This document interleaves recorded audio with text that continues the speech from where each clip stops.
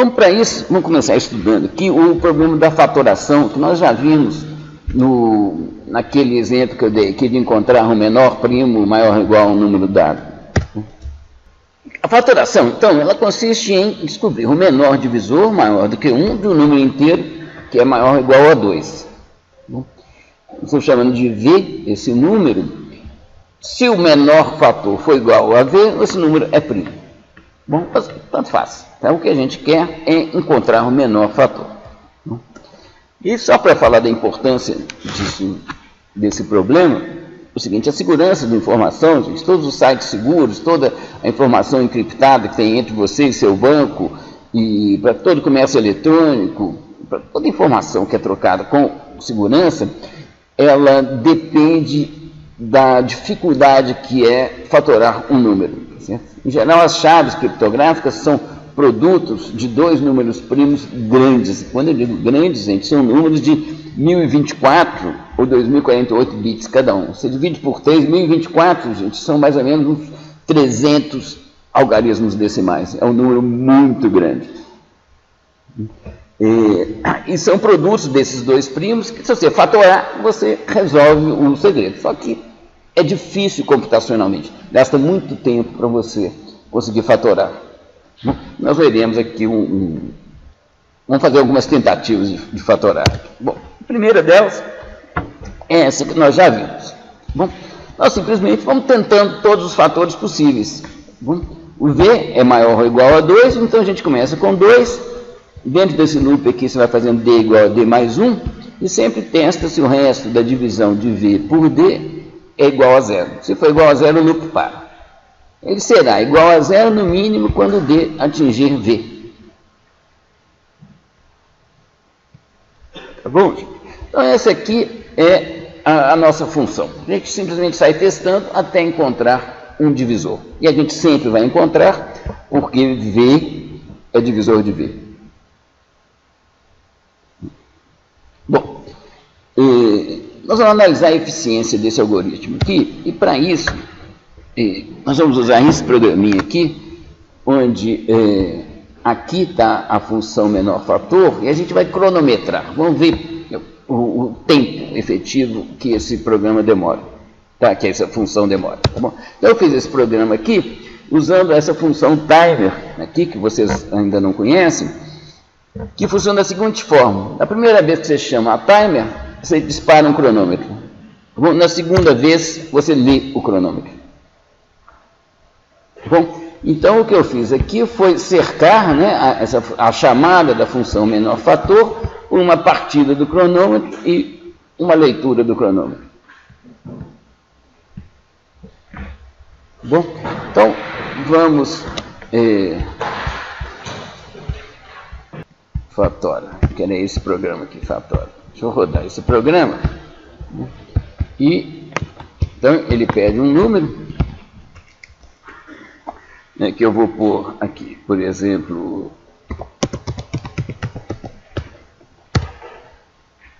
esse número aqui, tá bom? 1, 2, 3, 4, 5, 6, 7 é divisível por 127. Então, agora, peraí que eu tenho que dar uma coladinha aqui. 13.103, 131.103. Esse número aqui é primo. Não. Esse aqui é primo. Você vê que ele está demorando, né? Então, vamos olhar esses dois exemplos aqui, gente. Olha aqui. Um número pertinho do outro, tá bom? Quase igual ao mesmo número. Esse aqui, ó, demorou um tempo não perceptível pela função timer. Tá bom? O zero. Zero, não é que demorou zero, mas com essa precisão que está aqui, não demorou nada. E esse daqui demorou 5 segundos. Não demorou até 5 exatinho. Isso nunca tinha acontecido, mas demorou 5 certinho. Um tempo bem razoável. O que aconteceu aqui? Vamos voltar aqui e vamos olhar aqui a nossa função menor fator. Para aquele número que era divisível por 3, Qual que é o trabalho computacional aqui, gente? O trabalho computacional aqui, ele está essencialmente nas chamadas da função módulo e nisso daqui, tá bom? Então, o trabalho computacional total aqui é proporcional ao número de vezes que esse loop roda. Se o número é divisível por 3, esse loop vai rodar 3 vezes. Se ele só é divisível por ele mesmo e é um número grande, ele vai rodar o número de vezes que é esse número grande. No caso ali, 131.101 vezes. Bom, então, é isso que provocou essa diferença. Para esse número primo, são 131.101 chamadas da função módulo. Para o outro, que é divisível por 3, são só 3 chamadas. Bom, então é isso. O que é a primeira coisa que eu quero que vocês percebam aqui? É que o tempo, gente, de execução depende da instância específica do problema. Bom, no caso aqui, a gente fala do pior caso, primos são o pior caso. Em geral, a gente preocupa com o pior caso. Em alguns casos, com um caso médio. Bom, mas, em geral, você está preocupado com o pior caso possível. Para a fatoração, o pior caso é esse mesmo, são os números primos. Vou rodar aqui mais uma vez. Isso aqui com esse número aqui, ó, tá vendo? 262139. Eu sei que é primo, esse arquivinho aqui só tem números primos, tá?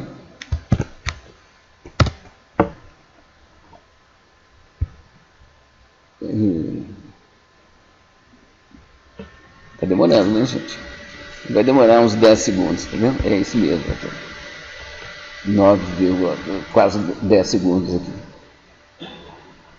Para cada um que a gente avançar aqui, gente, esse tempo vai dobrar praticamente.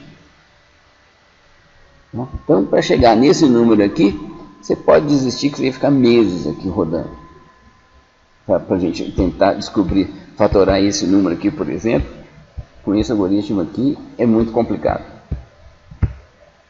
Bom,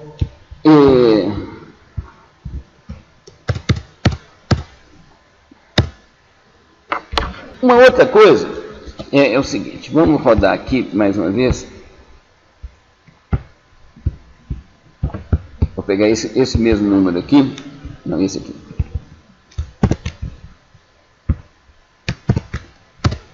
Ó, a gente tinha demorado 5 certinho, né? Aqui. Agora demorou um pouco mais.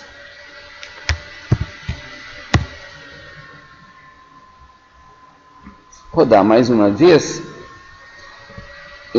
demorou um pouco mais, demorou quase 6 aqui. Mas que é isso, gente? Eu tenho o mesmo programa, o mesmo computador, a mesma entrada, o mesmo resultado, você vai rodar o mesmo programa. Como é que foi essa variação no tempo? De onde que veio isso? É isso que está aqui, gente. Tá? Um mesmo programa ele pode apresentar variações no tempo de execução, sabe, de uma mesma instância. Tá? O fato é que dentro desse computador que está aqui, eu tenho diversos programas que estão rodando. Tem um que está atualizando o reloginho, tem outro que está verificando como é que está o disco, tem outro que está fazendo... Tem um monte de tarefas rotineiras aqui que estão sendo realizadas aqui ao mesmo tempo. E o tempo do processador, ele é dividido. Se tem um sistema operacional, faz isso. Ele dedica um tempo para um programa, que é esse programa que está rodando. Ele dedica um tempo para outro programa, outro para outro. E tem essas mudancinhas aí, isso aí faz com que seja perdido algum tempo nessas comutações de programas. Bom, então é isso que provoca essas variaçõezinhas, não precisa vocês assustarem, não. Além disso, se a gente trocar de computador, coisa que eu não vou conseguir fazer aqui, mas eu fiz lá em casa, esses tempos aqui, ó, são da fatoração, que só tem números primos. Tá bom? Então esses aqui, os tempos menores, são da fatoração de números primos com um computador mais rápido. E esse daqui com um computador mais lento. Tá bom? Se não me engano, esse aqui é um notebook e esse aqui é um desktop. Tá? Mas só por coincidência, são os meus computadores. Bom, então, no exemplo, tem ruído, a coisa pode variar. Muda de computador, mudou. Então, o que a gente pode dizer sobre isso daqui? O que é que a gente consegue dizer de útil sobre qual tempo que vai demorar? De útil, a gente consegue dizer como que o tempo cresce quando o problema cresce. Bom, é isso que a gente tem de útil a dizer. Tá? Tá? Não quanto tempo vai demorar exatamente. Quanto tempo vai demorar exatamente varia de computador para computador, varia das condições daquele computador naquele momento, com qual concorrência que ele está enfrentando ali naquela hora, varia com um monte de fatores. E não é útil. Sabe o que adianta você ficar estudando as coisas para prever o tempo exatinho para um certo computador? A gente quer resultados mais gerais, mais duradouros, mais largamente aplicáveis. Então, para isso, a gente tem que renunciar. A gente tem que renunciar fazendo. Não vou falar que isso aqui vai demorar 17,034 segundos, nada não. Eu vou dizer que isso aqui cresce, no caso aqui, cresce linearmente, né, com o valor do número primo representado. Isso é uma informação útil. Bom, o número primo que eu estou tentando fatorar, se você lembrando do algoritmo, gente, o valor do número é o número de vezes que o loop vai rodar. Portanto, é o tempo que a função vai demorar para ser executada. Tá? É uma função. Então, cresce linearmente com o valor do número primo. Essa é a informação útil, essa é a informação interessante. E essa, sim, não depende do computador. Depende do algoritmo. A gente poderia ter deduzido isso a partir do texto da função. A gente pega o código da função, olha e fala assim, não, aqui efetivamente o pior caso é quando o número for primo e o tempo vai ser proporcional ao valor desse número primo. Então, a gente vai voltar para esse mesmo problema aqui com um enfoque mais formal, porque esse de ser igual ao valor não é um enfoque tão bom. Não. A gente tem uma função de complexidade, a gente faz sempre em função de n. Esse n a gente sempre emprega como uma medida do tamanho do problema. E uma função g de n, ela caracteriza a complexidade do algoritmo quando o tempo de execução é limitado por g de n multiplicado por uma constante. Bom, então você escreve isso assim, t de n é igual a O de g de n. A gente pronuncia O de g de n, isso aqui é Big O Notation, não sei como é que fala em português. Se você tem t de n igual a O de n2, bom, o tempo de execução é limitado por k, para qualquer constante k, vezes n2. Então, a ideia é que nessa constante, na possibilidade da gente poder sacar uma constante lá, é que a gente absorve as diferenças de desempenho dos diversos computadores. Vamos ver aqui algumas propriedades de funções de complexidade. A ideia é que a gente quer capturar, gente, o grande quadro, e não os detalhes, porque os detalhes não adianta, tem muito ruído para a gente conseguir capturar.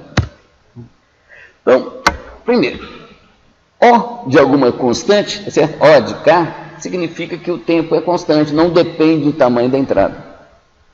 Ela tem algoritmos que não dependem do tamanho da entrada. O que ele faz é achar o primeiro elemento de uma tabela. Não depende do tamanho da tabela. Tanto faz. Tá? Esse aí é muito fácil. Pega o primeiro elemento da tabela, qualquer que seja a tabela, 10 milhões, 2, 3, 5, não interessa. Certo? É uma constante.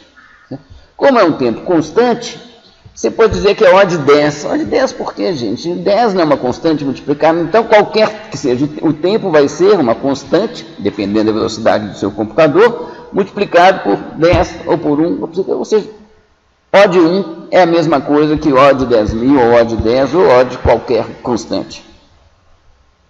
Tá bom? A gente sempre fala O de 1. A outra coisa é o seguinte, a gente está interessado no comportamento assintótico do algoritmo quando n cresce. Tá? Para n pequeno, em geral, tanto faz, qualquer algoritmo está bom. É quando n cresce que a gente começa a se preocupar com o desempenho dos algoritmos. Então, de uma maneira geral, a gente nunca considera termos de menor ordem. Você sempre pega o termo dominante e fala que isso daqui, ó, é O de n3. A constante some, todas as constantes somem e os termos de menor ordem também desaparecem. Tá? Um algoritmo cuja função de complexidade seja essa daqui, a gente fala que ele cresce com n ao cubo. Tá? O tempo dele. E mais algumas outras coisas também, como por exemplo, O de log 2 de n, nós vamos ver hoje aqui um algoritmo que é O de log 2 de n, é a mesma coisa que O de log 10 de n, que a gente fala só O de log de n, porque não depende da base. Na verdade, por quê, gente? Porque log 2 de n é o quê? Log 2 de 10 vezes log 10 de n. Vocês lembram disso? Isso aqui é uma constante, não é? Então, qualquer constante é absorvida, gente. Então, Se isso aqui quer dizer que o tempo é proporcional a log 2 de n, isso aqui também quer dizer que isso aqui é proporcional a log 2 de n, e na verdade é proporcional a log em qualquer base de n. Então a gente fala que o algoritmo é O de log de n. Então são propriedades que vêm exatamente desse nosso interesse em pegar só o grande comportamento do algoritmo e não ficar querendo pegar detalhezinho. Bom, e nem eu não vou falar quanto tempo que vai demorar, não. Vou falar que cresce com log de n. É isso que eu vou falar sobre o desempenho do meu algoritmo. Então, agora vamos ver aqui o caso da fatoração. Qual que é o tamanho da entrada da fatoração? Entra um número e a gente quer fatorar. Então, você para qualquer problema, você tem diversas formas de dizer qual que é o tamanho. Bom, você pode escolher, mas você escolhe de maneira a obter informação útil, porque não adianta roubar. É isso que é importante na hora de você escolher. Esse n seu, que caracteriza o tamanho da sua entrada, você pode escolher, mas escolha alguma coisa que te leve à sua função de complexidade, que te dê informação útil sobre o comportamento do algoritmo. Para o caso da fatoração, o número de bits, que é o tamanho do número, né? O valor do número não é bem o tamanho dele. O tamanho dele é o número de bits necessários para a sua representação. Bom, então essa é uma boa medida. Então, aqui, ó, mudando a escala aqui, isso aqui, os mesmos tempos aqui para aqueles dois computadores, né? O valor de um número com n bits é mais ou menos 2 elevado a n. Bom, então o número primo com n bits, eu estou pondo aqui que ele vale mais ou menos 2 elevado a n. Então, o tempo que eu demoro não é o valor não é mais ou menos 2 elevado a n, então esse algoritmo aqui cresce, certo? O tempo de execução dele cresce com 2 elevado a n, onde n é o número de bits da entrada. Então, agora aqui, gente, lembrando, esse n aqui, as chaves criptográficas, gente, n é 1024 ou 2048. Um tempo que cresce com 2 elevado a 2048, gente, é um tempo enorme, é um tempo muito grande. Então, o nosso algoritmo aqui, não é com ele que a gente vai conseguir quebrar nenhuma chave criptográfica, não. Bom, ele é bem ruimzinho. O que mais que a gente tem com relação a algoritmos, gente? A gente tem um problema para resolver, a gente tem um algoritmo, ele funcionou, testei, está bom. Será que eu não posso fazer melhor? Essa pergunta a gente sempre tem que fazer. Vamos falar, será que eu não consigo um algoritmo melhor para isso daqui? E algoritmos melhores vêm de inspiração, mas principalmente de você olhar mais para o seu problema e procurar descobrir propriedades ali no seu problema que você não tinha explorado. No caso da fatoração, a gente tem uma propriedade muito simples que a gente pode explorar, né? Se D é um divisor de V, então existe D', né, em tal que D vezes D' seja igual a V. Se D' for maior do que a raiz de V, certo? Então D tem que ser menor do que a raiz de V. Né? O produto dos dois, se os dois forem maiores que a raiz de V, o produto dos dois é maior do que V. Né? Então um tem que ser menor, o outro tem que ser maior.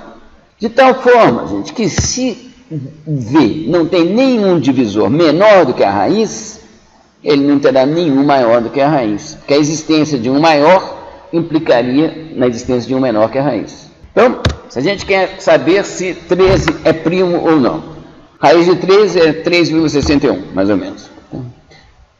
Eu testo 2, 2 é divisor de 13? Não é. 3 é divisor de 13? Não é. E eu já posso parar, gente, porque eu testaria em seguida 4, mas se 4 fosse divisor, tinha que ter um menor do que 3,61. Não tem.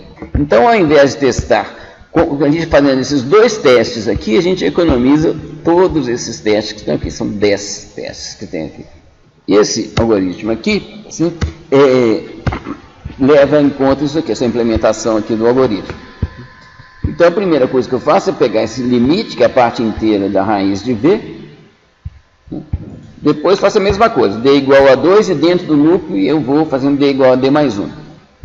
Mas o loop para, seja quando eu encontrei um D que é divisor, cujo resto dá 0, seja quando D atinge esse limite, ultrapassa esse limite. Então, na hora que saiu desse loop aqui, eu tenho que saber qual dos dois motivos que ele saiu. Então, eu testo um deles. Tá? Se isso aqui for diferente de zero, ele saiu, então, foi porque atingiu o limite, e não porque encontrou um divisor. Então, nesse caso, o menor fator de V é o próprio V. Vamos voltar aqui para o Scilab. Então, aqui, ó, gente, esse 13.101, 6 segundos, tá? Deixa eu parar aqui com ele. E aqui, ó, tem um outro programa chamado menor fator, que ele usa esse menor fator, esse fatório V2, usa essa menor fator V2, que é essa que eu mostrei no slide aqui, tá bom? Que calcula o limite e o loop para quando esse limite é atingido. Então, vamos ver primeiro com esse daqui. Ah, não, peraí, vamos rodar, né? O menor fator 2.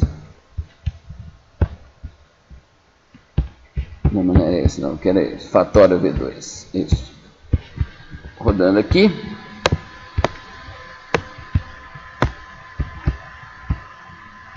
Um 131 101. Estava demorando 5 segundos ou mais, né? Demorou 0,03 segundos. Vamos pegar mais o outro que tinha aqui logo depois desse 131, esse daqui.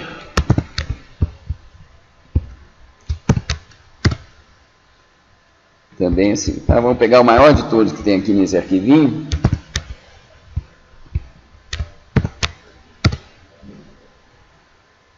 Demorou um pouquinho, mas menos de 2 segundos. Bom, se a gente pegar esse número aqui e rodar com o primeiro algoritmo, nós vamos ficar meses aqui esperando. Não estou brincando. Meses mesmo. E a diferença de desempenho, gente, ela é gritante, ela é enorme. Vamos ver isso, como é que isso aqui fica em função da função de complexidade. Então, aqui, ó, ele vai passar por esse loop aqui, no máximo a raiz do número de vezes. Tá? Aproximadamente, gente. Quando a gente fala de função de complexidade, sempre é aproximado. Não precisa a gente ficar preocupando com pegar uma coisa exata, não. Bom, então, o nosso tempo, ele é com n bits, é a raiz do valor do número primo, e o valor do número primo é mais ou menos 2 elevado a n, onde n é o número de bits. Então, é O de raiz de 2 elevado a n, que é O de 2 elevado a n sobre 2. Olha aqui, uma comparação. Quando n é 10 bits, a função módulo é chamada mais ou menos, claro que não é 1024, porque o número é primo. Tá? O número tem que ser primo para ser o pior caso. Tá? Então, é um número primo próximo de 1024 aqui, certo? Que é mais ou menos isso, o número de vezes que o loop é chamado. Com o primeiro algoritmo. Com o segundo, 32 vezes só. Tá? Muito menos. Agora vamos ver o que acontece quando eu dobro o tamanho. Porque o importante nos estudos de complexidade é ver o que acontece, como se comporta o algoritmo quando o tamanho da entrada cresce. Então agora vamos dobrar o tamanho da entrada aqui. Vamos ver o que acontece aqui. Então, quando eu dobro o tamanho aqui, passei de 10 para 20 bits, o primeiro algoritmo, ele multiplica por 1024 o tempo que ele demora. Bom, o segundo multiplica por 32, ou seja, ele cresce muito menos. Então é isso que é a informação importante que a gente tem sobre a complexidade dos algoritmos. A gente tem aqui 2 algoritmos, eles fazem a mesma coisa, cada um tem uma função de complexidade, e a decisão entre um e outro, gente, é claro que ela tem que ser tomada com base na complexidade. Isso aqui é um problema sensível. Vocês estão vendo aqui que a demora é significativa. Tá? Experimentalmente a gente vê. Tá bom? Então é isso que a gente tem a dizer de útil. São coisas como essas que a gente tem a dizer de útil sobre a eficiência de algoritmos. É como que o tempo dele cresce quando o tamanho da entrada cresce. Eu queria falar para vocês o seguinte, ó, primeiro, só informação para vocês, que aí tem uma matemática complicada aqui, que nem eu domino não, mas tem um criptógrafo que trabalha lá no meu departamento que me passou essas informações aqui. Primeiro, para você saber se o número é primo, você não precisa fatorar. Certo? Existem algoritmos poderosos para isso, que conseguem fazer isso em tempo polinomial, daqui a pouco eu falo o que é polinomial. Polinomial é um tempo bom, sabe, razoável, que cresce e não cresce tanto assim com 2 elevado a n não é polinomial. N elevado a alguma coisa é polinomial. Bom, então 2 elevado a n cresce muito mais do que n elevado a 10, que n elevado a 1000. Então 2 elevado a n explode.